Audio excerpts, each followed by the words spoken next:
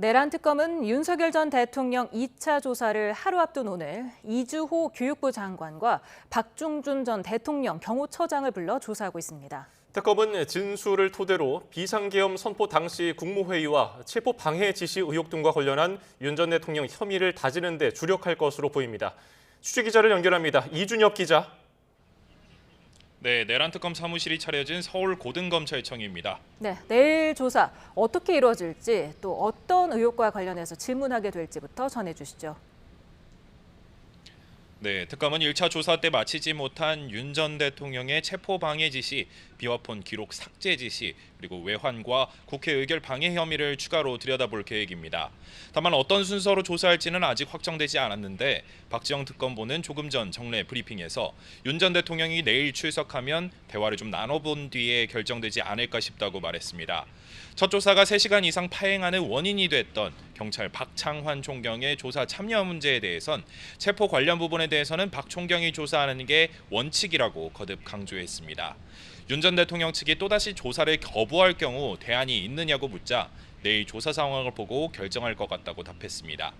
박 특검보는 윤 전 대통령이 조사에 늦을 수 있다는 우려에 대해 본인이 오전 9시까지 출석하겠다는 의지를 표명한 것으로 안다며 일축했습니다. 또 내일 소환도 지난번과 같이 현관으로 공개 출석하는 방식이 될 것으로 내다봤습니다.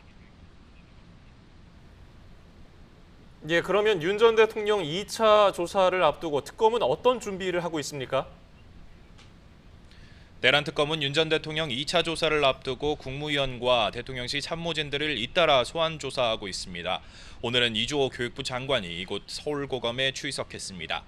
이 장관은 12.3 비상계엄 선포 당일 이뤄진 국무회의에는 소집 통보를 받지 못해 참석하지 않은 인물입니다. 이 전 장관은 특검에 출석하며 계엄 당시 국무회의에 위법성이 있다고 생각하느냐는 등의 취재진 질문에 답 없이 건물 안으로 들어갔습니다.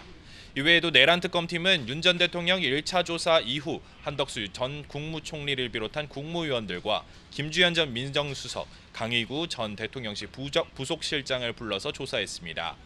특검은 외환 의혹 조사에 대비해서도 군의 무인기 납품 실무를 담당한 국방과학연구소 실무자를 앞서 참고인으로 불러 조사했는데 이 밖에도 상당수 군 관계자들을 불러서 이미 조사를 마쳐둔 상황이라고 밝혔습니다.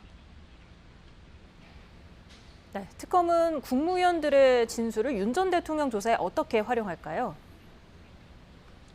네, 특검은 이들의 진술을 토대로 비상계엄 선포 직전 국무회의 상황을 재구성하는 데 집중하고 있는 것으로 전해졌습니다. 국무위원들의 권한, 의무, 역할을 전체적으로 살펴보며 각 국무위원이 의무를 이행했는지 등 사실관계를 확인하는 단계라는 게 특검 측의 설명인데요. 특검은 비상계엄 선포 국무회의 안건심의 과정에서 윤 전 대통령의 직권남용, 권리행사 방해 혐의도 추가로 들여다보고 있는 것으로 알려졌습니다.